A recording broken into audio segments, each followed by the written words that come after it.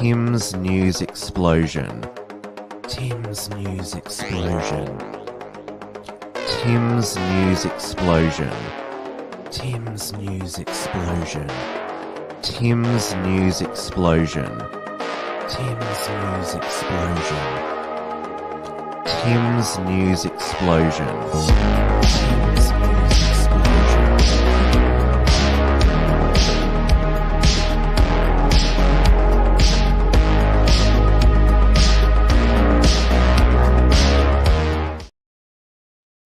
Hello, everyone, and welcome to this week's Tim's News Explosion on this Monday, the 5th of December, 2022. The Christmas countdown has officially began. TNE won't be taking a break during the festive period. I'll still be here every Monday evening throughout December and, of course, into the new year as well. We are live on the Wilmsfront YouTube, D-Live and Odyssey channels, as well as on the interactive entropy software, where you can ask myself a direct question, or even better yet, send through a super chat to support the show. Castle Match says, bookshelf full now, Tim. It's almost full. I'm going to be doing a bit of rearranging, so it's all the best books are in view in all organized order. And Senator Slayer says, is this TNE last episode? Well, if you just listen to what I just said, every Monday and for the end of the year and into the new year, I'll be here 8:30 p.m. Melbourne time on the Wilmsfront channels. Now, let's get into it. It is 8:30 p.m. here in Melbourne, Victoria, where it was actually an event-packed weekend with the summer weather finally arriving on Sunday. I think it was the first 30-degree day of this summer. And obviously, if it's hot out there, please go out and enjoy the sunshine, but make sure that you wear a hat, put on some sunscreen, some sunglasses as well, and stay hydrated. Because remember, if you don't put sunscreen on, wear sunglasses, put a hat on, and stay hydrated, then me doing it won't work, because remember, that's the science now. So on Saturday night, I was at the Melbourne Underground Film Festival opening night in St Kilda.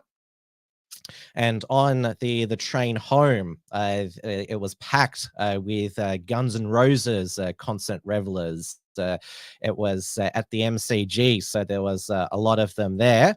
And then on the Sunday, screened at Federation Square and AAMI Park, Melbourne's rectangular stadium, was the Socceroos versus Argentina in the round of 16. The Socceroos went down 2-1, which obviously we all wanted them to go through to the quarterfinals, but come on, the Socceroos were never going to win the World Cup, but it's still an amazing achievement by the team. The best performance in a World Cup since 2006, when Australia first made the World Cup and got knocked out in the round of 16 because of that penalty that Italy scored in the dying moments. But in 2022, the Socceroos they have won 2 games, which in 2006 they only won 1 and drawn 1, and they scored in every game they played in this World Cup. So it truly is the Socceroos' best World Cup performance. But don't put your Socceroos jerseys away yet. I've got my one here that I got many years back. Because the 2023 Asian Cup is in Qatar. It was originally going to be in China, but they forfeited because at the time they were still fighting COVID zero. Now, of course, it wouldn't be Melbourne, a Melbourne event in the CBD, unless there was some police brutality, because there is a vendetta, both by the authorities and in the mainstream media, against flares. The authorities, they deem that these flares are dangerous, though people seem to be injured more in the authorities in when they race to try and put it out. That's when they end up hurting people. So there were 2 Socceroos fans hospitalized with burns after they were burnt by a flare. Further 3 people, including 2 police officers, were injured when fans stormed into the crowd at about 5 a.m. Trent Biggle said his son, Sonny, aged 13, was injured to his face, arm and torso after police pepper sprayed the crowd at about 5:30 a.m. I mean, they're very, very trigger happy when it comes to the pepper spray Victoria Police, as we've seen. And as the boy's father said, Trent Bickle, they got pretty burnt. They were pretty distressed. They couldn't see. They were freaking out. And he said he made an official complaint to Victoria Police Misconduct Unit on Sunday morning. Good luck with that. The most disappointing thing, police didn't help the kids who were injured. It was up to bystanders. Yeah, that sounds pretty standard to me, and he's right that even though it's standard from Victoria Police, it's unacceptable conduct to be pepper spraying kids. What are the grounds for a kid to get pepper sprayed? They were at the back of the crowd there to watch the soccer. Now, in another more Melbourne was back to normal in a more unpleasant way at St Kilda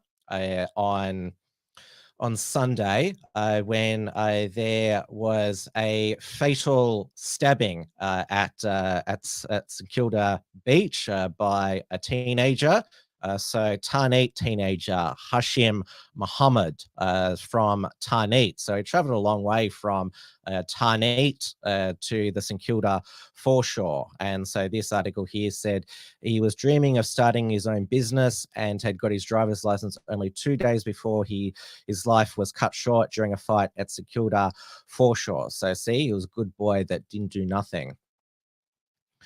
The incident was part of a spate of stabbings in metropolitan Melbourne over the past 3 days, which claimed the lives of 2 people and sent a 3rd person to hospital. And so it has the police here. Footage shared on social media showed people crowding around the area. Homicide squad detective Inspector Nigel Restrain said members of the public witnessed the attack and rushed to provide first aid. We believe the incident was the result of a fight between approximately 5 to 6 African males, and there are a number of knives involved in this incident there. Police have spoken to a number of witnesses, but are yet to identify any people of interest. Lestrange said there was no evidence who gangs were involved in the violence, but it was one of the avenues investigators were exploring. He would not comment on the type of knife used in the stabbing, but confirmed police had recovered a weapon from the body of Muhammad. So yes, that's unfortunately very Melbourne gang violence, usually involving males of African appearance. That's all too common part of Melbourne's summer culture. Now, going to national news, there was going to be a national cabinet meeting on Wednesday night, and then there was going to be a dinner at the lodge between Anthony Albanese and all the state and territory leaders. But now Albanese is once again Alba Sneezy. So he tweeted, "This afternoon, I had a routine PCR test, which has returned a positive result for COVID-19. I'll be isolating and will continue to work from home. I encourage anyone who is unwell to test and to take any extra precautions to keep their families and neighbours well." So National Cabinet has been postponed till a later date. Obviously, Anthony Albanese had COVID once during the federal election. I think he's had at least 3 jabs. So this is his second COVID infection. Obviously, everyone's wishing him a speedy recovery. And of course, if he wasn't vaccinated, the outcome would have been worse. And we also have, unfortunately, tonight, a message from the Royal Children's Hospital in Melbourne. Its ED is experiencing unprecedented demand, high number of presentations of extremely unwell children, asking families to seek alternative care this evening. And so currently there are more than 90 patients in the ED. More than 50% of patients who arrived this afternoon have been triaged as lower acute. We anticipate wait times for these less serious unwell patients will potentially reach more than 12 hours this evening. Now, of course, the COVID zealots, they of course claim this is evidence our health system is overwhelmed and children are getting sick from COVID, even though it was confirmed this afternoon on ABC Radio, no less, that it's not COVID. They're testing every child that comes into the ED. It could be a number of things. It could be, obviously, children's mental health has suffered greatly over the past 3 years in Victoria. Maybe a lot of them are feeling mental anxiety because of Dan Andrews being re-elected as Premier. He swore in his new ministry at Government House today because, of course, children can't vote. But obviously they still suffered because of Dan Andrews' pandemic lockdowns. It also could be because their immune system has been suppressed because of masks and lockdowns. That could be a number of bugs or super bugs going around, or maybe it's climate anxiety, who knows? But nobody wants to see sick kids. And so we hope that certainly the strain on the Royal Children's Hospital ED subsides. This is not the first time this year. It happened during winter. And speaking of health scares, there was another high-profile Australian who had a scary moment. Former Australian cricket captain Ricky Ponting. He was commentating for Channel 7 in Perth and was driven to hospital around lunchtime. So he was apparently feeling pains in the chest. And obviously, earlier this year, we had cricket legend Shane Warne die of a heart attack. And we also lost this year Rod Marsh, and also we lost Andrew Simons as well. So we obviously Ricky's back now, but it is especially concerning. It's been well noted with the summer of cricket in Australia. The crowds are really appalling.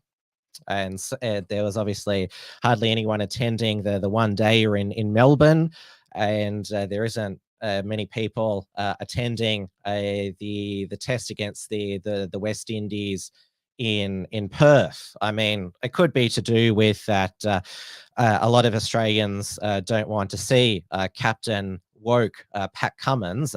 He made the team bend the knee to the West Indies team, who are predominantly black, which just makes them all look pathetic. I wonder if some of the West Indies players are just thinking, God, this is like so cringe what they're doing here. But Pat Cummins said he didn't care what any critics said. They were going to do it anyway. Well, that's why no one's turning up.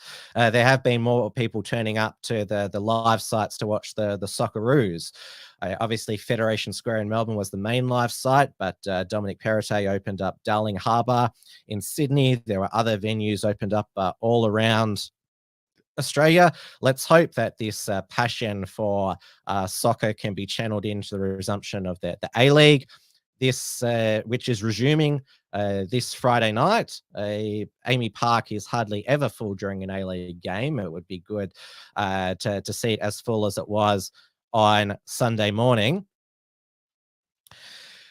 Now, also knocked out of the World Cup was the USA, and obviously the USA, like Australia, they always back winners, and so they were behind their team. But obviously they have their Major League Soccer, but it's like the A-League down tier, so it's over for the USA. But both the USA and Australia, despite soccer, football not being the number one sport, did better than Germany, which football, soccer is their national sport. They got knocked out in the group phase. And I've also got a German football top here because, as you know, I have a German heritage. And so when Australia gets knocked out, I always want Germany to do well. But of course, they did their virtue signal at the beginning of their first game against Japan, covering their mouth as a signal they'd been silenced by FIFA from speaking out on LGBT issues. And it was another case of, well, go woke and go home. They went home early, being knocked out in the group stage. And even though Qatar, they also got knocked out of the group stage, these Qatari TV hosts couldn't help themselves but mock the German virtue signaling in their country. حضروا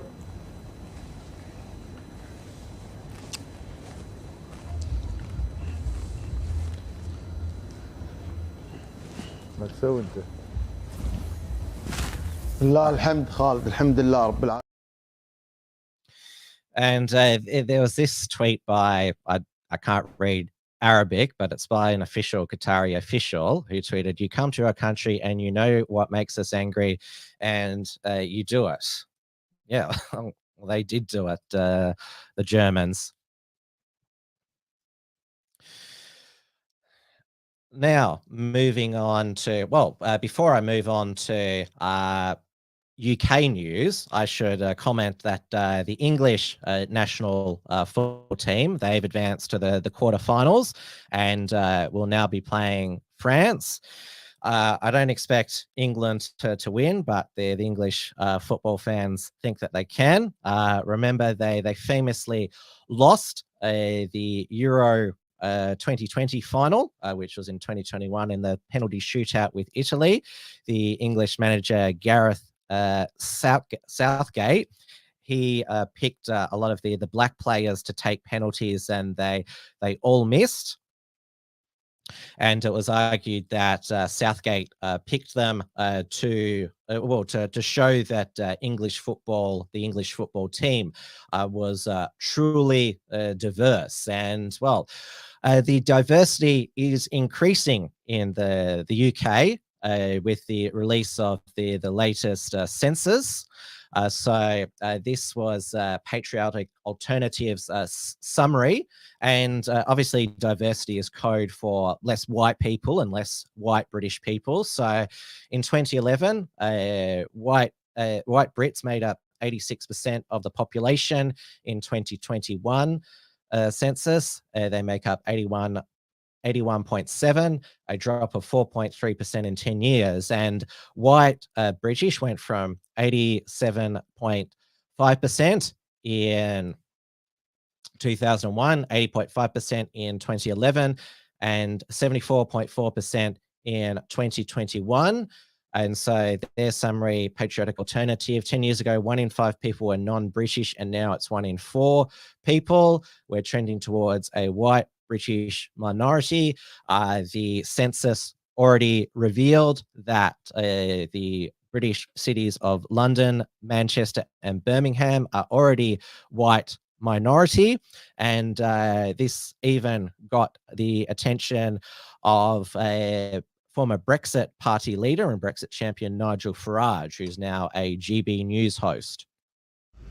The Office of National Statistics figures are out today showing that London, Birmingham and Manchester are all now minority white cities. Massive demographic changes taking place in our country. More significantly for the country as a whole, it shows that only 46% now identify as Christian. So there is a massive change in the identity of this country that is taking place through immigration. You may think it's a good thing, you may think it's a bad thing, but here's the real point of this. The ONS now say in future they will not ask of the nationality or birthplace of those taking part in this census. 1 in 6 in England and Wales already born outside the UK. In future, they want to hide the true figures from you. That's the real standout from these numbers today. It's a scandal.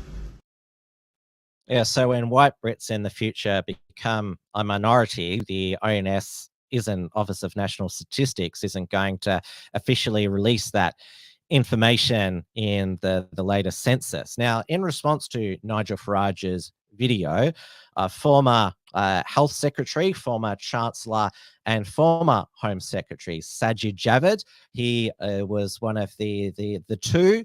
The other being Rishi Sunak, the now Prime Minister, who they were the ones who set off the end of Boris Johnson with their resignation, stabbing him in the back. So his response was about to Nigel Farage saying London, Manchester, and Birmingham are now minority white cities. He said, "So what?" Now, obviously, he feels more comfortable probably in those cities now because he's not the only person. Well, he's going to see a lot more people looking like him. So he's probably feeling that he's going to fit in more. Now, Sajid Javid, he a few days later announced that he was going to be retiring at the next general election because he wasn't appointed to a cabinet position by his friend Rishi Sunak. So he is going out of politics, and everyone replied, "So what? I mean, what has he contributed in his 12 years as an MP and a cabinet minister?" Savage Jabbit. Well, that's what I called him when he was the health secretary, because he was quite savage about jabbiting people with their boosters. Now, on the matter of the UK and race, there was another bullshit royal family racism scandal. What happened was, there's this lady in waiting, as she was known, Lady Susan Hussey, Prince William's 83-year-old godmother, resigned from the household, the royal household, and apologized after she repeatedly challenged Nogazi Fulani, when she said she was British at the Queen's consulate reception, highlighting violence against women and girls. Now, the reason why the lady Susan Hussey asked Nozi Fulani about where she was from is because, well, she looked like an extra from Black Panther Wakanda Forever. I mean, that is what she was dressed like.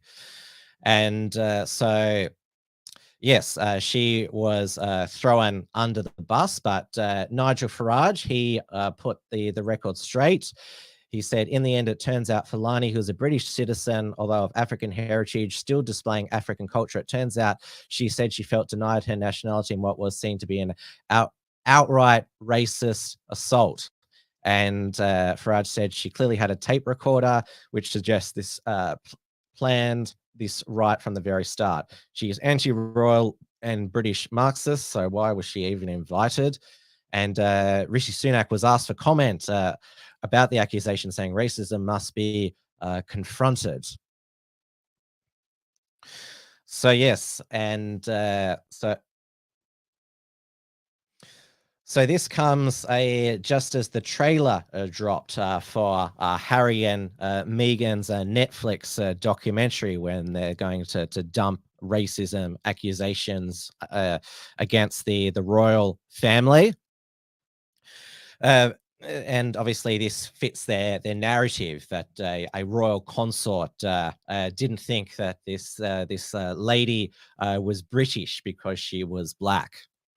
And of course, Meghan Markle, despite the fact we only know that she's got African American ancestries because we're told about it. I mean, Meghan Markle looks pretty white, but of course we're always told that she's black, even though she looks pretty white to us. So it'll obviously she started to release her podcast now, Meghan Markle, which is just awful. Do not listen to it and don't watch this Netflix documentary. I've canceled my Netflix subscription because I'm not watching any of it at the moment.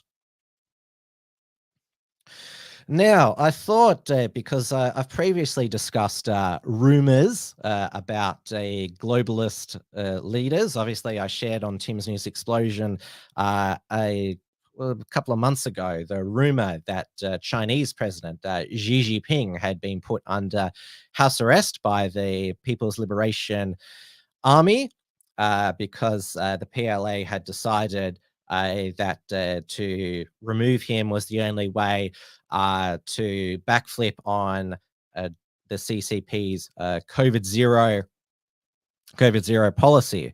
Well, it turns out that wasn't true. Xi Jinping won a third term, but he is backflipping on COVID zero now after those protests in Beijing, Shanghai, Wuhan, and other cities. And is the state apparatus and media is now preparing the Chinese populace to get ready to live with COVID. It's almost a spectacular backflip that Dan Andrews did when he was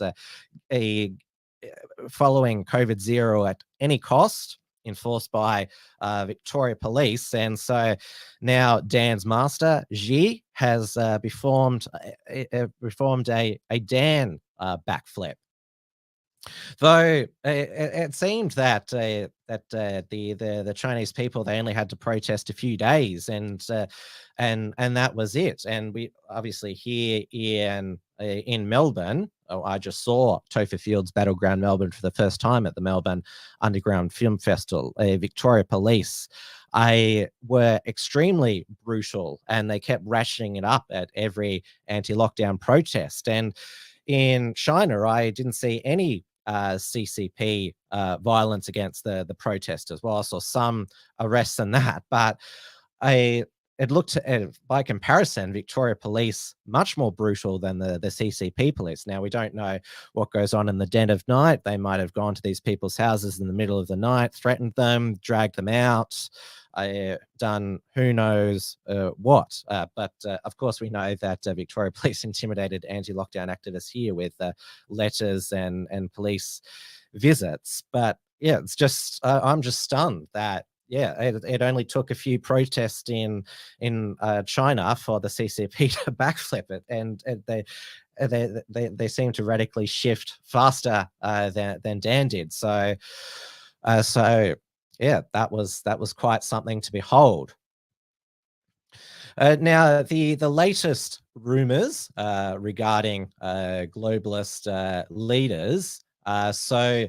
According to a Kremlin source, so there's the rumors. There's been rumors for a while that Russian President Vladimir Putin has been sick with cancer. There was another Kremlin source that claimed that he fell down the stairs like Dan Andrews did. He apparently fell down 5 stairs. And so this was from a general. The fall caused Putin to defecate involuntarily as opposed to defecate voluntarily on the stairs. So that's made me wonder, with Dan's stair fall, did he soil himself as well? Because obviously a lot of information was not forthcoming with Dan's stair fall. We only learnt that he fell down 2 steps during the state election campaign. So maybe Dan, like Putin is rumored to, shat himself as well when he fell down the stairs. Yeah, so this Forbes article doesn't put much put much credibility from this former Russian general, because so it's Anders Asland. His tweets include the word appears credible. So as this thing, it could have been the barista at your local coffee shop who received a call from someone at the Kremlin. Or it could be someone. It could be ranging from anyone from someone in the Kremlin to that barista at your local coffee shop and never get your order right. Yeah, so it could be a number of. We had these.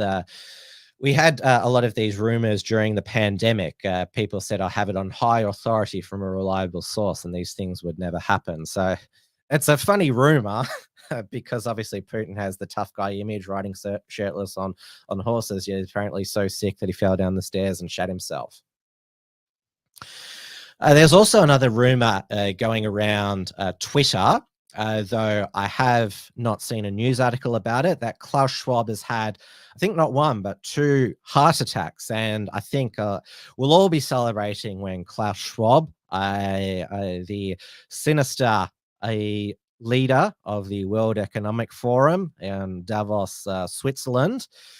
We will all be celebrating when he finally carks it. He's in his 70s, but it's probably not true today that he's near death. But speaking of Switzerland, and this is not a rumor where Klaus Schwab is from, is a German Swiss.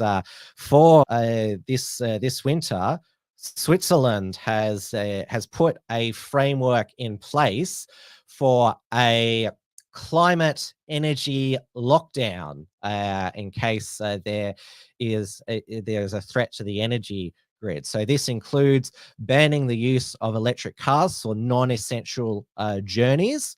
Again, what is non-essential? So shop opening hours to be reduced by up to 2 hours per day. Heating systems in nightclubs be turned off and other buildings to be heated no more than 20 degrees.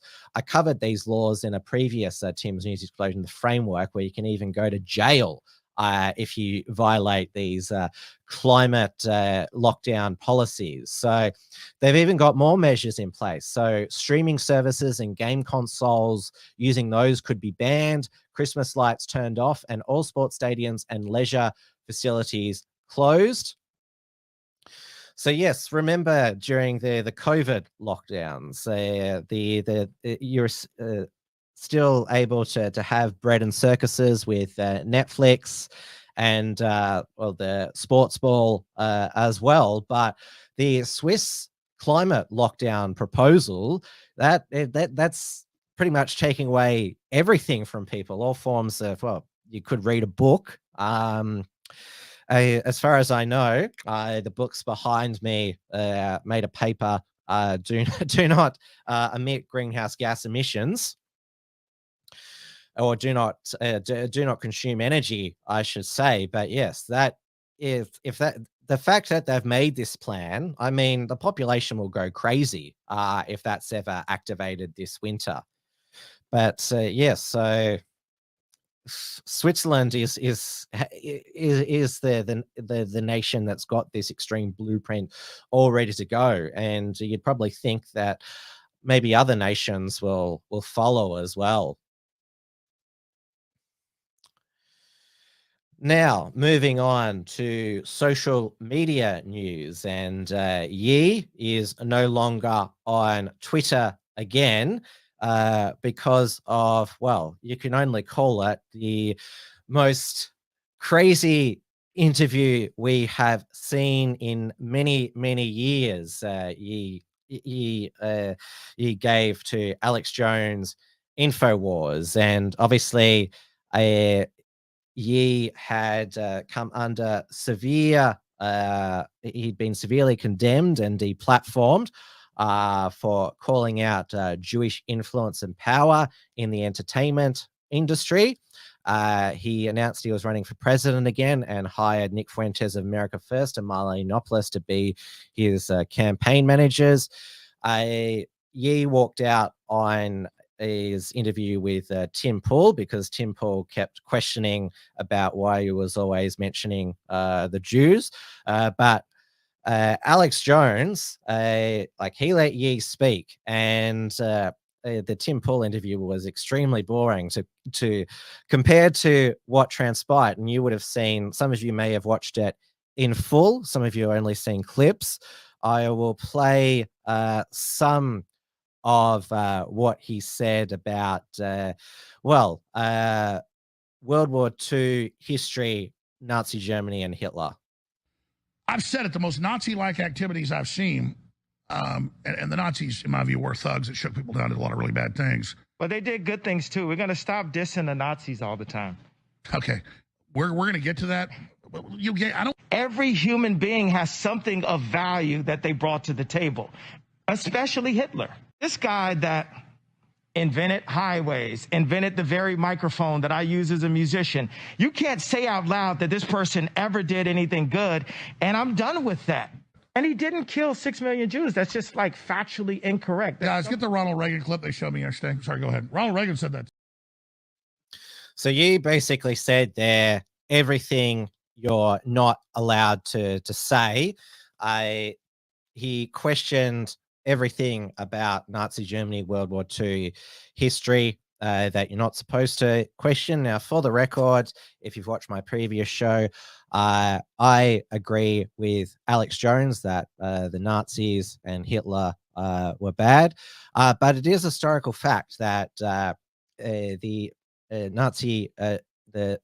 Nazi German regime pioneered the Autobahn highway system. So every time you're driving across a freeway, that was an invention in Nazi Germany. Same as every time you drink a Fanta, that was created in Nazi Germany. Now, that is just a segment. It was, when I say it was crazy, wild, it was, and what he said was outrageous. I mean, it was still entertaining to watch. I mean, it was a very frank and fearless exchange between Ye and Alex Jones. And that's how it used to be on US television. I mean, in the golden age of daytime talk shows, you and I, many of you will remember the Geraldo Rivera show, Jerry Springer show, where they invited all sorts of people with unpopular, extreme, wild views, and it was so entertaining. Geraldo Rivera, his nose was broken when a fight broke out between Nazis, anti-racist kids, and blacks in his studio in the late 80s. It was extremely, it was wild, but it was entertaining. So yes, mainstream media talk is so boring and woke now, and you have a right to be offended by what Ye said. I noticed that Ben Shapiro and Jordan Peterson and Avi Yemeni basically said they each of them said different things, but the crux of it was that he needs to take his meds, then he needs to be saved from himself, some sort of intervention. But none of us have no idea if he suffers from mental health issues, is on medication, or is bipolar. We're not doctors. We can't diagnose people through a TV screen. And another wild aspect of his interview was when he talked about the returned Israeli Prime Minister, Benjamin Netanyahu, who is known as Bibi. I was tired of picking up the Yahoo and the Netin, so for now he's just Netin. I know some people call him Bibi. No, some people call him Yahoo, but we're gonna call him Netin. What you want, Netin? Hey, yeah, right after this, I'm going to say you're crazy. I'm going to take your family away from you. We're not done with you yet. You cannot cause free thought. We have to control the history books. We have to control the banks. And we have to go and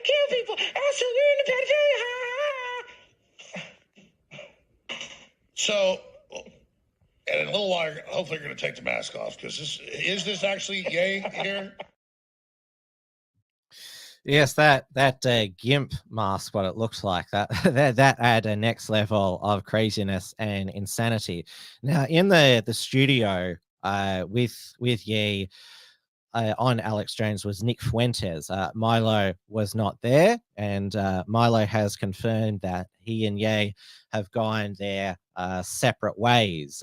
Ye and I have come to the mutual conclusion that I should step away from his political team. He is a genius who I've come to love and respect. We remain friends. I will continue to pray for Ye and all his endeavors. And I saw people in the comments very critical of Milo's previous actions, duplicity, and blackmail.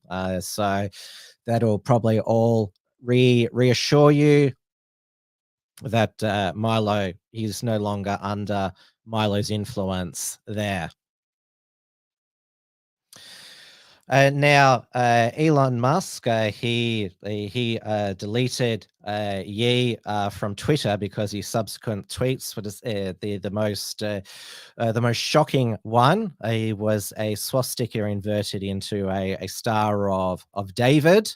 And so Elon Musk, like, he basically said, I tried my best with Ye, and one of Musk's specific speech policies on Facebook is that you can't deny the Holocaust, also can't deny Sandy Hook. That's why Alex Jones is not coming on, and can't deny 9/11. Well, I'm just using shocking in a descriptive word, Hadron, anti-bullying. Like it's, well, as Lady of Charlotte says, that was jaw-dropping. Exactly. I mean, was anyone expecting Ye to do that? And yes, Brucey, it's true. Musk said he banned Ye because he wanted to punch him. That's what he said in one of those Twitter community space voice chats. Now, Musk, although Friday was when him banning Ye was the biggest story on Twitter, but the next day, the biggest story on Twitter was Elon Musk releasing the Twitter files, which showed that it was a former Twitter executive, Vijaya Gandhi, who played the most prominent role in suppressing the Hunter Biden laptop story on Twitter in the 2020 US presidential election here. And so Gandhi was fired by Musk as soon as he took ownership. She was also, as head of Twitter's Legal Policy and Safety Trust, also banned Donald Trump. And she was also appointed to an advisory role on a committee that helped shape the Department of Homeland Security misinformation and disinformation work. That was in December 2021. And so the leak here, leaked communications here, show that even a Democrat Congressman, Ro Khanna, said that like, what you're doing is violating First Amendment principles, and suggesting that by censoring the story, Twitter had made it a bigger deal than it would have been. So, and she was doing all this behind the back of then Twitter CEO Jack Dorsey. I mean, Jack Dorsey had completely lost control of his woke employees, and he ended up, in my opinion, taking the coward cuckway out and resigning rather than rein his employees in. And thankfully, Musk has, fired them all. But yes, and Elon Musk has promised there'll be more Twitter files released. Now, of course, the Biden White House has said that they're looking into Twitter. And people saw that Musk was on a plane to DC, because we know that Musk he's trying to keep advertisers and also keep Twitter on the App Store, which a lot of people say is why he also banned Ye. Obviously, Twitter is never going to become 100% free speech. Only Gab is 100% free speech. So if he opens up a Gab account, he can post whatever views he has on Hitler, Nazis, the Holocaust, and post however different varieties of swastikas he wants on Twitter. And Andrew Torba, the owner and founder of Gab, he will leave that all up. He won't. The only thing that Gab, Andrew Torba, censors is pornography. Musk, although he's taken down child pornography, he has not taken down adult pornography, which is still widely circulated on Twitter. So yes, the Biden administration is keeping a close eye on Twitter, but it seems that they're not keeping an eye on Sam Bankman-Fried, a fraud, I should say. Now, I mistakenly assumed that his speaking gig to a New York Times event was cancelled, but it wasn't. He appeared with Janet Yellen and Vladimir Zelensky, and he claimed that FTX America was solvent, and that people could get their money soon. Just to make a distinction here, you look at the U.S. platform, you look at the international platform. The U.S. platform is a U.S. regulated platform with American users. To my knowledge, that's fully solvent. That's fully funded, and I believe that withdrawals could be opened up today, and everyone could be made whole from that. That none of these problems plagued the U.S. platform. I'm not sure if anyone has been able to get their money from FTX, if that actually happened. And the New York Times audience there, they gave him a round of applause afterwards. On behalf of everybody here and on behalf of the public, I want to thank you for engaging in it at a time in truth when I know you've been advised not to. So thank you so very, very much. Thank you. Sam Bankman-Fried, everybody. And now the other darling Sam of the US Democrat Party and of the woke media is a recent appointee to the Biden administration. I'll just bring it up here. Oh, why does the page have to reload when I'm about to share it? So this is the Daily Wire headline here. Gender fluid Biden administration employee charged with stealing woman's luggage at Minneapolis airport. So that is Sam Britton. Bloody hell.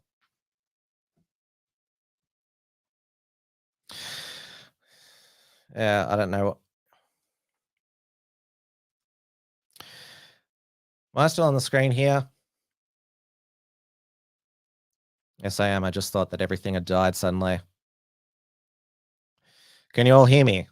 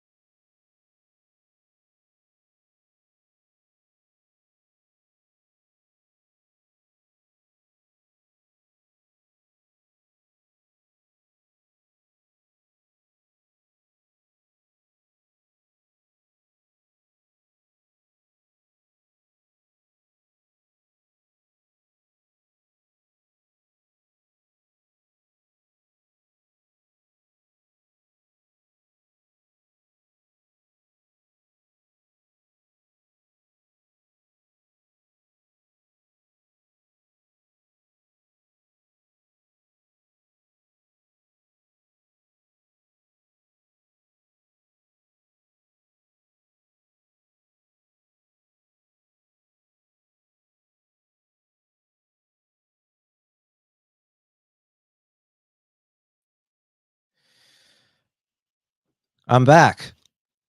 Sorry about that. I don't know if it was an internet failure or just my MacBook got fried there, but I'm back, and so I'll continue with the story here. So yes, gender fluid Biden administration employee charged with stealing woman's luggage at Minneapolis airport.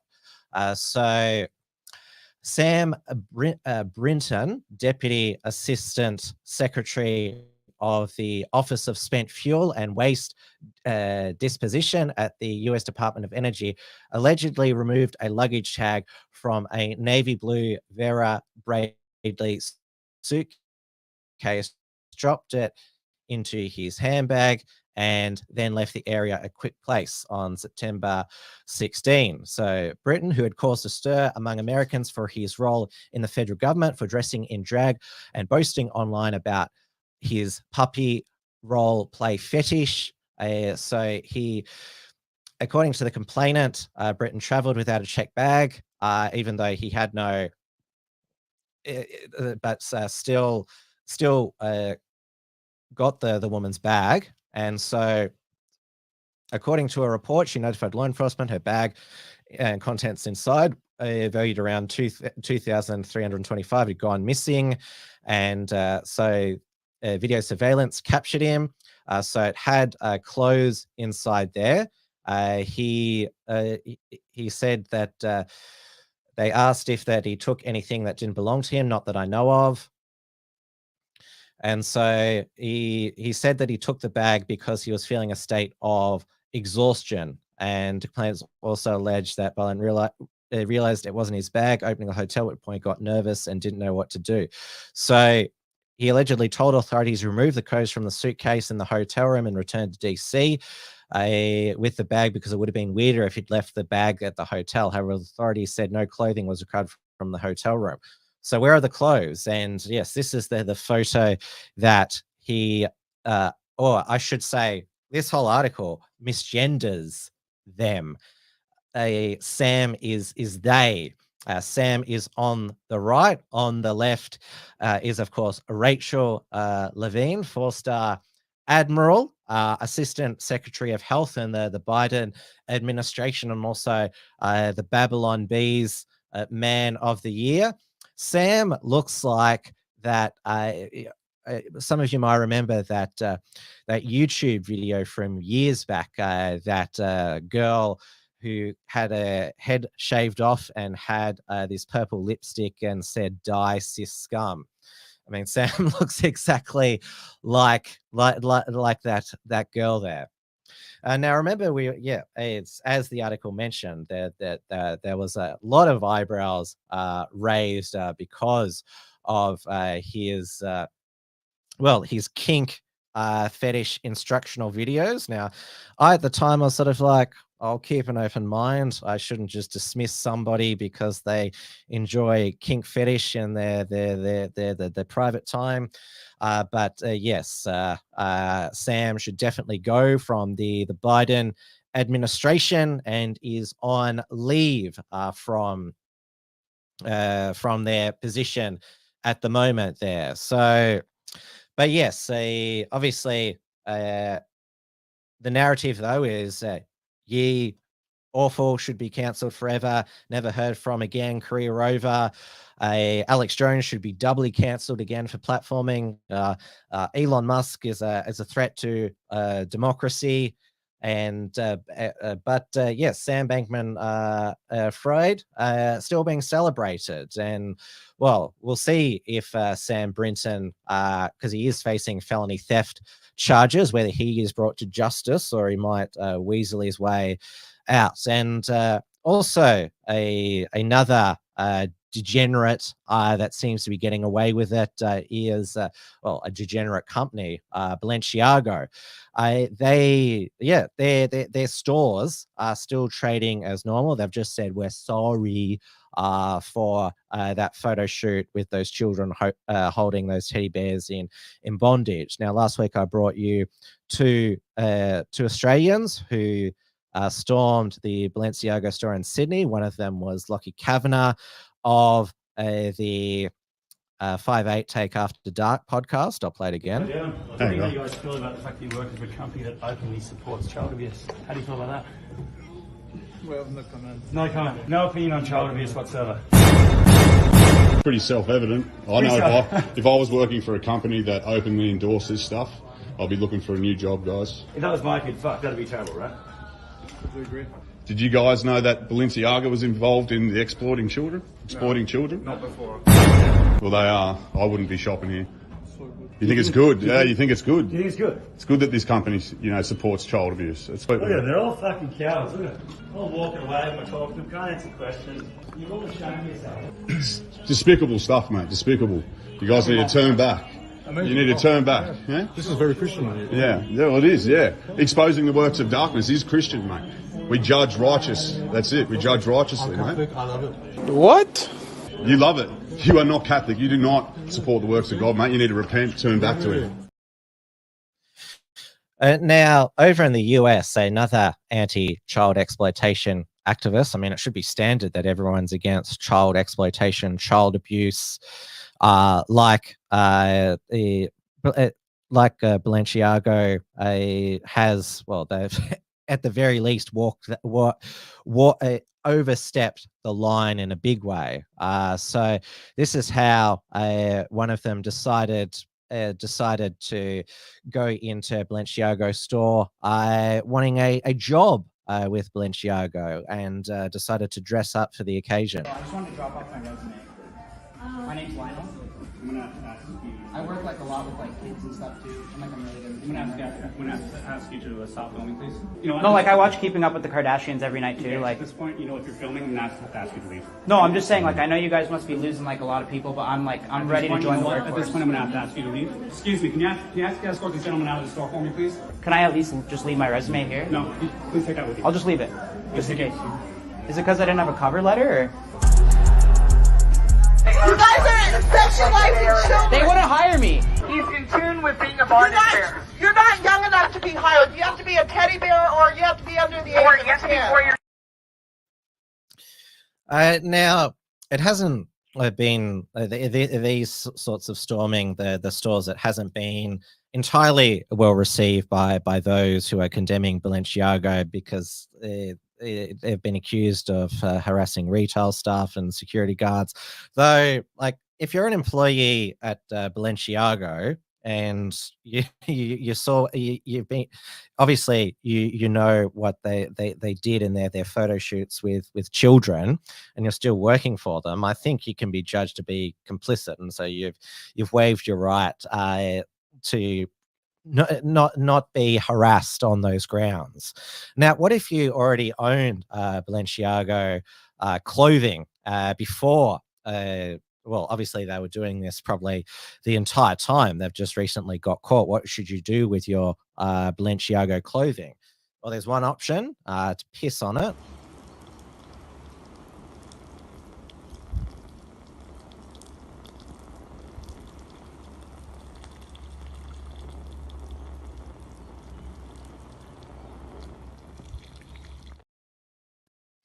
Or you can set fire to it if you want to have a sort of more.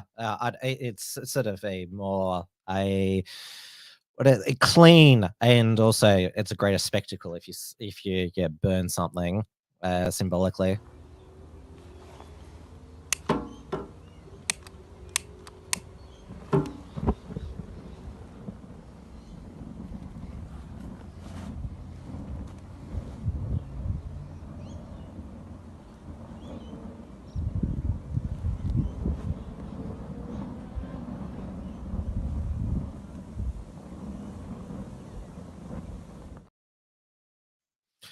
Now, both of those videos were by the Versace cowboy there, and as his name suggests, he has a lot of designer clothes and apparel. And if any of those other companies revealed to have exploited children, he'll be pissing and burning on those as well.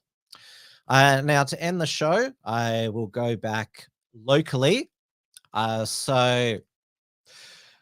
Obviously, last Friday, it was announced by the ACT director of public prosecutions that there wasn't going to be a retrial of Bruce Lehrman, the man accused of raping former Liberal staffer Brittany Higgins. The first trial was a mistrial because it was discovered a jury member had material on them about how to tell if witnesses were lying, but it looked like it was going to be a hung jury anyway. So this is Bettina Arndt in the Spectator, men's rights activist.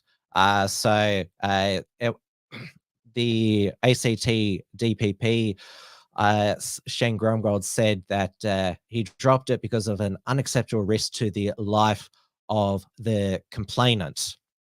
And Drumwell commented, Higgins for her bravery, grace and dignity. She's apparently now receiving care in hospital in Queensland. And Bettina Arndt says here, and also quotes Janet Albertson, a lawyer who writes for the Australian newspaper, that the police, ACT police, did not recommend to the DPP that charges be laid because they didn't think there was enough evidence. But the DPP decided regardless to do that. And though, of course, Brittany Higgins, you would have heard last night, she's apparently, yes, mentally well enough to launch a civil case against the federal government and their former employer, Linda Reynolds. So, yeah, apparently it's too traumatic to go through another criminal trial where the standard of proof is beyond reasonable doubt. In a civil case, it is on the balance of probabilities. Though, as the trial revealed, there were heaps of holes in Brittany Higgins, both her story about the alleged rape against her by Lehrman, and also inconsistencies in the narrative that she had spun in the media subsequently. Because remember, she went to the media, Samantha Maiden from news.com.au and Lisa Wilkinson from the Project, told her story before there was any formal police interviews, and during the trial exposed there was multiple inconsistencies in what had actually happened and what she told the media, which is why some refer to her as Brittany Fibbins. So obviously, even though Bruce Lehrman, according to the legal principle, he'll be innocent until proven guilty, because there won't be a retrial. He will always have this hanging over his head. He'll never be fully exonerated.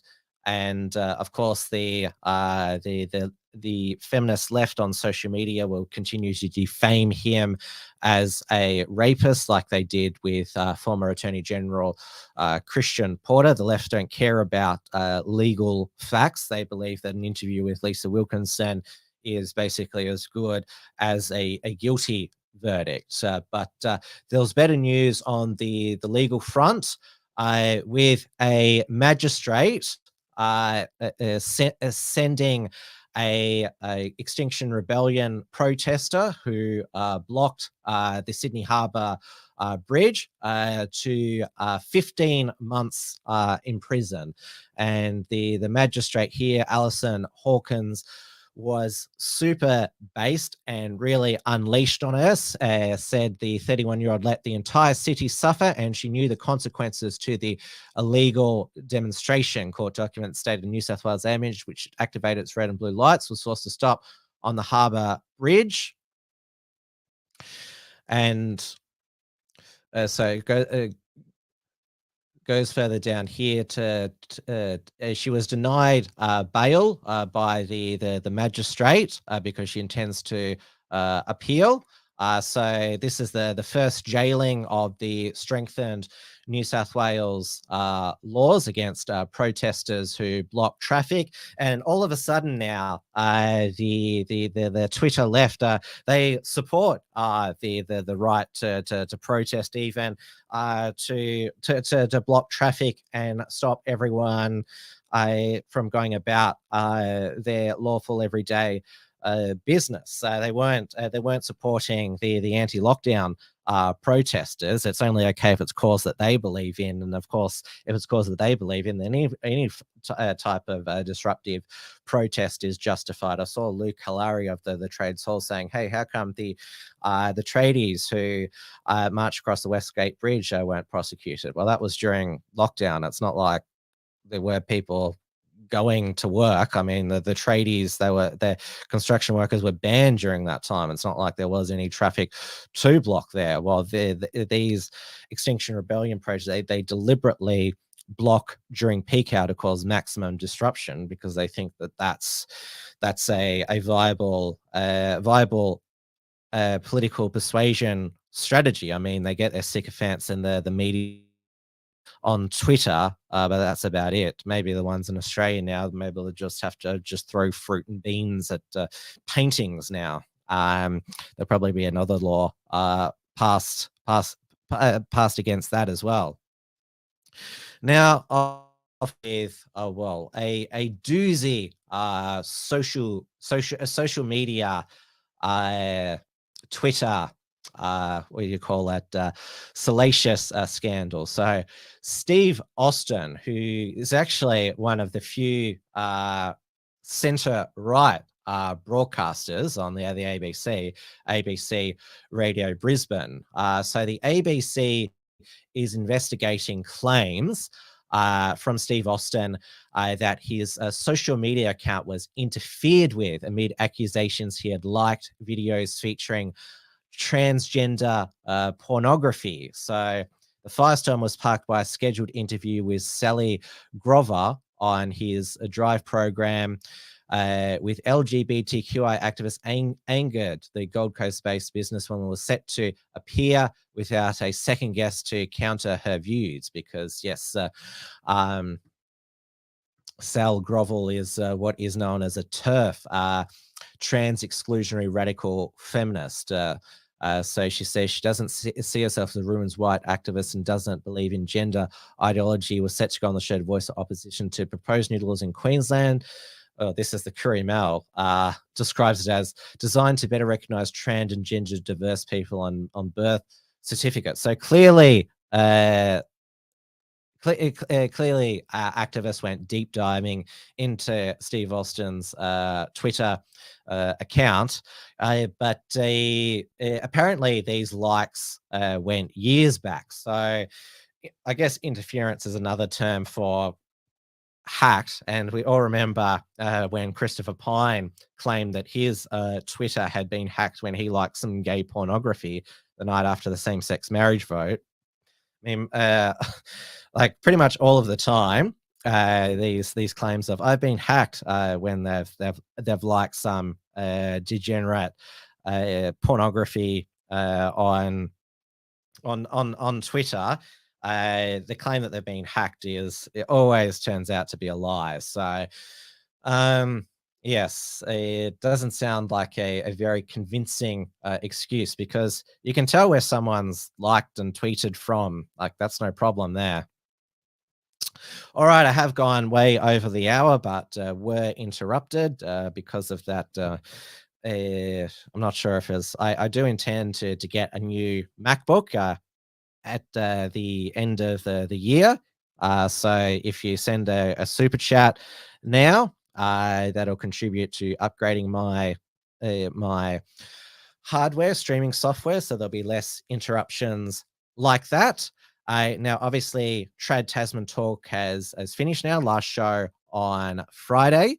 But you will be seeing me later in the week, Thursday, 8:30 p.m. Melbourne time, the Wilmsfront channels for a Wilmsfront featured interview, which I've already recorded with former Qantas captain Graham Hood, who's become one of the most vocal activists in Australia against vaccine and medical coercion. He's done 2 speaking tours of Australia, spoke at the convoy to Canberra. So I'll be airing that on Thursday. I did a Twitter poll about if anyone wanted to have the night of Wilmsfront change from Thursdays, but people voted to keep the Thursday. So that's when I'll be wearing it. And so it was a very inspiring and touching interview with Graham Hoodie Hood. So I hope that you enjoy it, and I also moved by it as well as I was. Naughty Design says M1 chips are amazing if you can look past the child labor. Well, they are wanting to get out of China. Apple has said. I think they're aware of the negative publicity about their their factories in China and covering for the CCP, and that's partly why Apple has backed down from banning the Twitter app on the App Store there. But thank you everyone for watching. I'll see you back on Thursday for a Wilmsfront. Make sure you keep checking out the unshackled.net for our Unshackled Productions archive, and also articles as well. And I'll see you later. Good night, everybody. Stay safe, stay warm, stay cool as well, wherever you are, because it's cold here in Melbourne again. It was raining, of course. And stay free and stay sane. Good night. Tim's News Explosion. Tim's News Explosion. Tim's News Explosion. Tim's News Explosion. Tim's News Explosion. Tim's News Explosion. Tim's News Explosion. Tim's News Explosion.